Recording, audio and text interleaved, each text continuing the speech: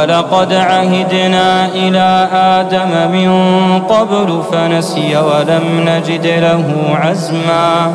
وإذ قلنا للملائكة اسجدوا لآدم فسجدوا إلا إبليس أبى فقلنا يا آدم إن هذا عدو لك ولزوجك فلا يخرجنكما من الجنة فتشقى إن لك ألا تجوع فيها ولا تعرى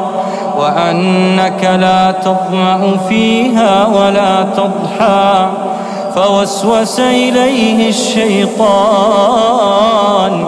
قال يا آدم هل أدلك على شجرة الخلد وملك لا يبلى فأكلا منها فبدت لهما سوآتهما وطفقا يخصفان عليهما من ورق الجنة وعصى آدم ربه فغوى ثم اجتباه ربه فتاب عليه وهدى قال اهبطا منها جميعا بعضكم لبعض عدو فإما يأتينكم مني هدى فمن اتبع هداي فلا يضل ولا يشقى ومن أعرض عن ذكري فإن له معيشة ضنكا ومن أعرض عن ذكري فإن له معيشة ضنكا ونحشره يوم القيامة أعمى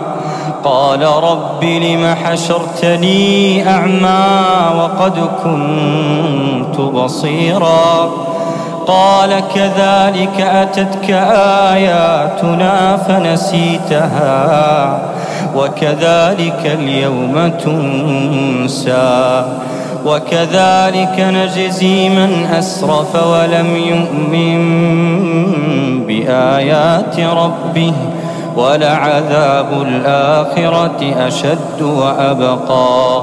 أفلم يهد لهم كم أهلكنا قبلهم من القرون يمشون في مساكنهم إن في ذلك لآيات لأولي النهى.